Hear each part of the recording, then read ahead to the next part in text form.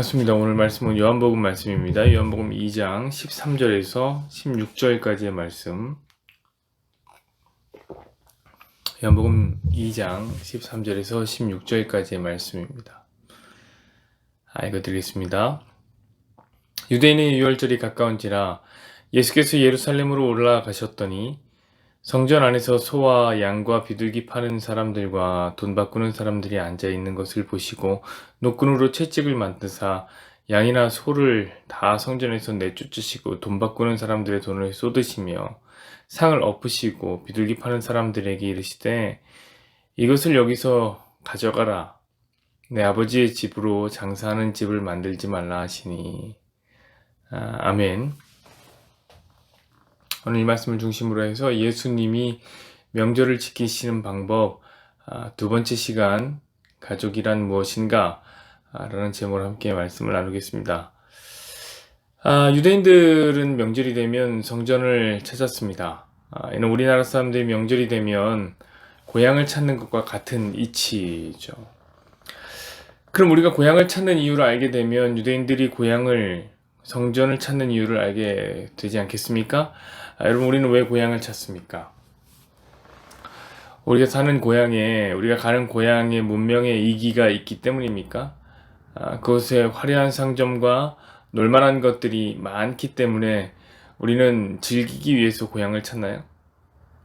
아마 아닐 겁니다. 고향은 우리가 놀기에는 최악의 장소입니다. 정말 최악이에요. 제가 어렸을 때 왕래했던 고향은 충청북도 제천 깡촌입니다.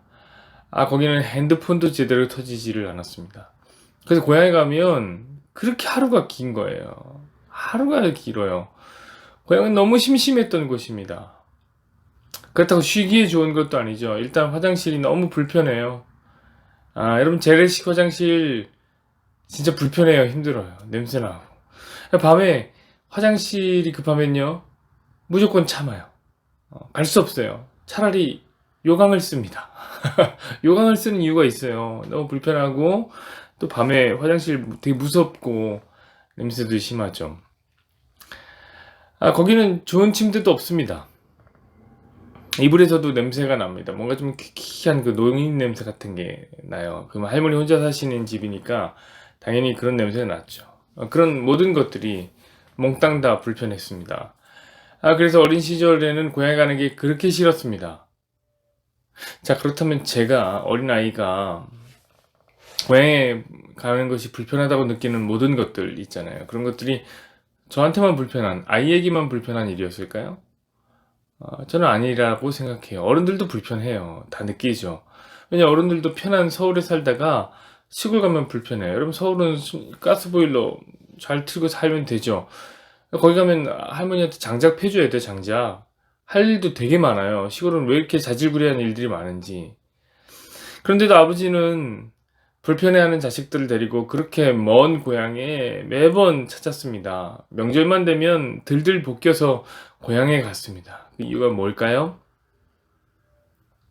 그 이유는 단 하나죠. 그곳에 부모님이 계시기 때문에. 사랑하는 부모님이 계시기 때문에 우리는 고향을 찾는 것입니다. 할머니 지금 안 계시니까 이제 안 간다고요. 그렇습니다. 여러분, 부모님은 우리로 하여금 늘 향수를 불러일으키는 존재요. 막연한 그리움의 대상입니다. 그 설명할 수 없는 그리움이 가족을 불러 모으는 것입니다. 여러분, 도대체 가족이란 무엇입니까? 그런 근본적인 질문은 우리를 혼란스럽게 한다고 어제 말씀드렸습니다. 그러나 저는 생각보다 쉽게 말할 수 있다고 생각해요. 제가 방금 말씀드린 내용에 가족의 정의가 들어있다고 저는 생각합니다. 뭐냐면 설명할 수 없는 그리움. 이것이 가족이라고 생각해요. 설명할 수 없다는 말은 거기에는 특별한 이유가 없다는 거예요. 여러분, 우리 중에 누구도 가족을 선택한 사람이 없습니다. 노력해서 가족을 결정한 사람이 없습니다.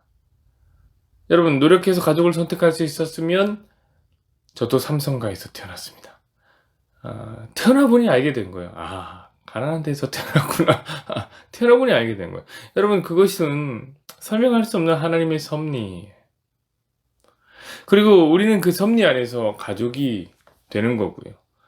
가족이 되면 그때부터 가족 간에는 설명할 수 없는 그리움이, 설명할 수 없는 사랑이 서로를 불러 모으게 되는 것입니다. 자, 그렇다면 유대인들이 성전을 찾는 이유가 무엇이겠습니까? 네, 그 성전에 아버지가 계시기 때문에. 하나님 아버지가 계시기 때문에. 여러분, 유대인들은 하나님을 자기 부모님으로 생각했습니다. 아버지로 생각했어요.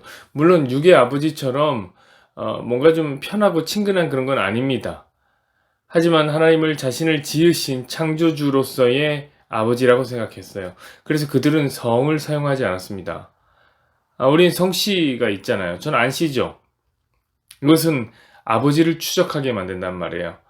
저희 아버지는 안동교입니다. 박동교가 될 수가 없습니다.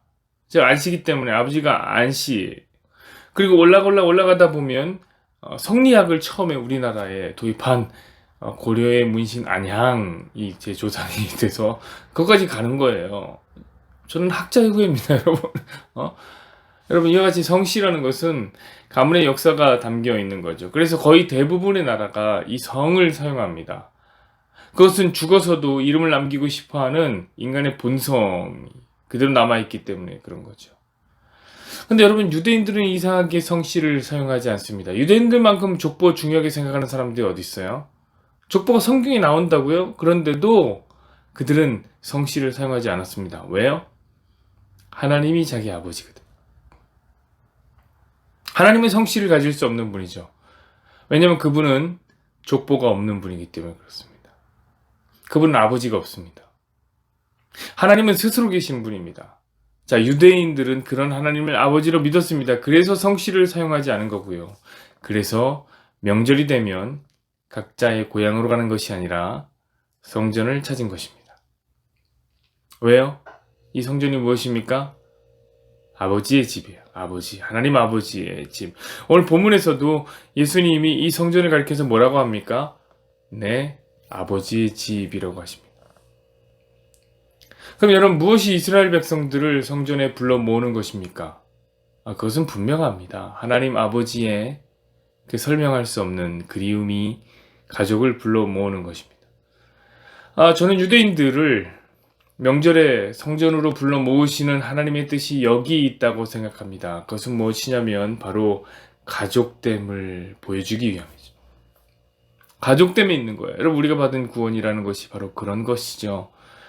우리는 설명할 수 없는 은혜로 구원을 받았습니다. 우리가 왜 하나님의 자녀가 됐죠, 여러분? 저 여러분 중에 노력해서 하나님의 자녀가 된 사람이 있나요? 그런 거 없어요. 그냥 태어나서 살다 보니 알았죠. 하나님 아버지를 향한 그리움이 내 안에 있어. 그 내 안에 있는 그 그리움이 막연하게 나를 끌어당기고 있다는 것을 알았습니다. 그게 하나님의 선택이라는 거예요. 우리는 하나님의 선택에 의해서 하나님의 가족이 되었고, 그렇게 우리가 모이기 시작하면 그곳이 무엇이냐? 바로 천국인 것입니다. 그러므로 유대인들을 명절에 성전으로 불러 모으라고 하신 이유는 그 천국을 경험하게 하기 위한 하나님의 특별한 가르침. 천국은 이런 거야. 하나님의 가족들이 모이는 곳이야. 그래서 우리를 하나님의 권속들이라고 하잖아요. 천국은 그렇게 설명할 수 없는 은혜로 하나님의 가족이 되는 것. 그것이 바로 천국입니다. 근데 여러분, 한번 생각해 보십시오. 만약에 우리가 부모님을 찾는데 다른 이유가 끼어들면 어떡할까요? 설명할 수 없는 가족의 그리움이 아니라 거기에 이유가 끼어들면, 이 말은 설명이 가능해지면, 내가 부모님을 찾는데 설명이 가능해지면 그 가족은 점점 막장으로 가게 되는 것입니다. 예를 들면 고향을 찾는 이유가 부모가 가진 돈이 많아서라면요. 그럼 큰 문제겠지요. 나한테 더 많이 재산을 물려줘야 하는데, 그래서 더 잘 보이기 위해서 고향을 찾는다면 그것은 가족이기보다는 장사치에 가까운 거예요. 일종의 로비스트죠. 부모에게 로비하고 부모를 접대하는 겁니다. 그럼 그때부터는 일단 선물 고르는 것부터 고민이 돼요. 어떤 선물을 골라야 되나 이번에는. 다른 형제들은 더 좋은 거 샀으면 어떡하지? 이런 어떤 고민이 들어요. 여러분 바로 이럴 때 고향을 찾는 일은 부담이 되는 겁니다. 또한 의무감에 의해서 고향을 찾게 돼도 힘들게 됩니다. 부모가 나 키우느라 고생했으니까 그래 기브앤테이크가 있는데 명절 정도는 찾아가야지. 다른 날은 안 찾아가도 명절 정도는 찾아가야지 하는 의무감을 갖게 되면 저는 그것도 가족이라 말하기 힘들다고 생각해요. 모종의 거래죠. 거래하는 거예요, 부모와. 할 만큼 했다고 생각하면 왕래를 끊을 확률이 꽤 높습니다. 일단 차 막히고 사람 많으면 되게 힘들어져요. 또 하나는 부모가 너무 무서워서 가야 된다면 그것도 이상한 가족입니다. 엄한 부모 아래서 진노하실까봐 두려워서 가야 된다면 가는 길에서부터 걱정이 넘칩니다. 요즘에 일자리를 못 구하고 있는데 이것 때문에 혼나면 어떡하나. 부모님이 그렇게 하라고 한 결혼을 또 못했으니 걸음이 천근만근입니다. 여러분 바로 이런 것이죠. 가족이 모이는데 다양한 이유가 불순물로 섞여 들어가면 천국의 모형으로 세우신 가정에서 우리는 지옥을 금세 경험하게 될 것입니다.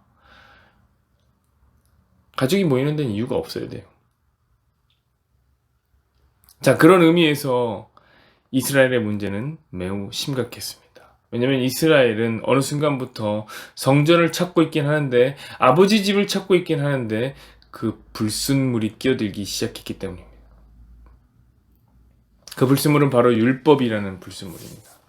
하나님 아버지의 그리움이 그들을 끌어당기는 것이 아니라 어느 순간부터 율법적 의무감, 그 의무감에 의해서 성전을 찾게 된 것입니다. 그 율법이라는 의무감은 하나님 아버지를 무서운 분으로 느끼게 만들어 둔갑시켰고 그 아버지가 화낼까봐 성전을 가지 않으면 아버지가 화낼까봐 두려워서 성전을 찾았던 것입니다. 그리고 그 두려움을 누가 파고 들어갑니까?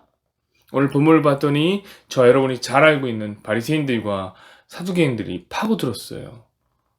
여러분, 이 사람들은 인간의 두려움이 돈이 된다는 사실을 기가 막히게 알았습니다. 여러분, 예나 지금이나 인간의 두려움은 돈이 됩니다. 마케팅을 공부하면 반드시 공포 마케팅을 배우게 됩니다. 인간이라는 존재가요. 여러분 쾌락이나 즐거움, 자기의 즐거움에 돈을 더 많이 쓸 것 같은데 그렇지가 않아요. 생각보다 인간이라는 존재는 그런 것에 돈을 별로 쓰지 않아요. 절제할 줄 알아요. 하지만 두려움을 해결하기 위한 데라면 돈을 아끼지 않습니다. 자기 두려움을 해결하는 거기에는 돈 지체 없이 사용합니다. 여러분 종교 지도자들은 그런 의미에서 장사꾼들이었죠. 그들은 이스라엘의 사람들이 율법에 대한 공포 때문에 의무감을 갖고 예루살렘에 찾아오고 있다는 사실을 단번에 알았습니다. 그래서 아버지의 집에서 성전세를 받아가고 제사를 드리기 위해서 재물을 팔았던 겁니다. 전 국민에게 팔았으니 이것은 대단한 돈이었을 겁니다. 여러분 이게 말이 됩니까? 생각해보세요. 여러분이 혹시 부자입니까? 그래서 아버지 집에 가면 엄청 큰 집이 아버지 집이 막 몇 층씩 돼 있는 그런 큰 집이에요? 여러분 그렇다 하더라도 아버지 집에서 물건 파는 거 보셨습니까? 누가 아빠 집에서 물건 팝니까? 음료수 먹으려면 500원 내라 이런 얘기 하는 보면 아무도 없어요. 자식에게 그걸 팔아요? 혹시 물건을 파는 슈퍼마켓 같은 데가 그런 데가 아버지가 그런 일을 한다 할지라도 자식에게는 공짜인 거예요. 그냥 냉장고 열어서 아이스크림 꺼내 먹습니다. 그런데 종교 지도자들은 그 하나님 아버지의 집에서 자식들에게 돈을 받고 있는 거예요. 저는 이 자체로 가족의 의미가 상실된 거라고 생각합니다. 돈을 주고받는 그들은 하나님의 가족이 아닙니다. 그들은 하나님의 가족의 돈을 노린 장사치였습니다. 오늘 예수님은 또다시 유월절이라는 명절을 지키고 계십니다. 오늘 유월절이 되자 예수님은 예루살렘으로 올라가셨습니다. 그리고 성전에 아버지 집에 들어가셔서 예수님은 장사치들을 향해서 분노를 표출하고 계십니다. 예수님은 화를 내고 계십니다. 율법적 이유로 하나님을 무서운 분으로 만드는, 오해하게 만드는 모든 율법주의를 향해서 분노하고 계신 거예요. 설명할 수 없는 하나님의 사랑에 율법이라는 이유를 담아서 가족의 관계를 파괴하는 이들을 향해 분노하고 계신 겁니다. 그 분노가 장사치들의 상품을 다 부숴버리고 환전을 하는 사람들의 돈구머니를 다 뒤집어 엎어버리게 나타나는 것이죠. 지금 예수님은 유월절 명절을 맞이해서 가족들이 이제 막 올라올 텐데 가족들을 맞이하기 위해 대청소를 하고 계신 겁니다. 그런 것들은 아버지 집에 필요 없어요. 왜냐면 진짜 가족은 설명할 수 없는 아버지 사랑 때문에 모이는 거니까요.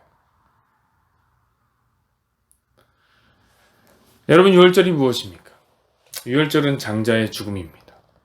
장자가 죽으면 가족이 해체될 수밖에 없어요. 그러니까 유월절이란 처음에 시작된 재앙, 가족을 해체시키는 재앙이었습니다. 그런데 여러분, 이런 재앙 속에서 설명할 수 없는 은혜로, 그 설명할 수 없는 은혜가 뭡니까? 하나님의 아들이 우리 대신에 죽는 것. 여러분, 이 은혜를 어떻게 설명합니까? 그 은혜로 우리가 하나님의 가족이 되는 것이 바로 유월절 예식입니다. 그래서 유월절은 온 민족이 한자리에 모이는 거예요. 함께 먹고 마시면서 가족이 그들은 되는 거예요. 함께 식탁을 공유하면 가족인 겁니다. 여기에는 율법이 들어올 틈이 1도 없습니다. 사랑하는 여러분, 여러분도 마찬가지예요. 여러분, 아버지의 집에 올 때에 이유를 갖고 오지 마세요. 율법적인 의무로 오지 마세요. 그들은 장사치입니다.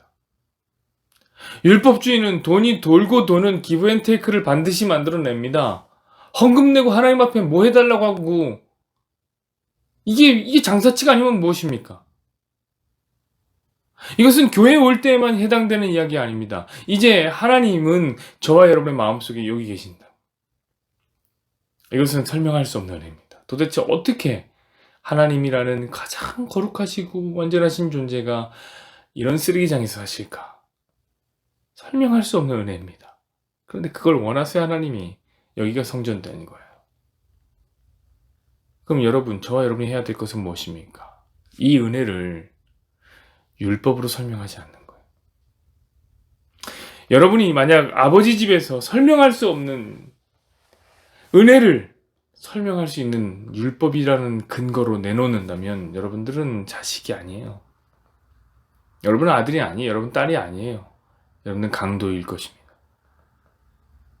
그러므로 여러분, 오늘도 이 예배를 드리면서도 그렇고 하루를 살아가면서 여러분의 성전됨을 설명할 수 없는 그 그리움으로 증명하시는 저 여러분이 되기를 바랍니다.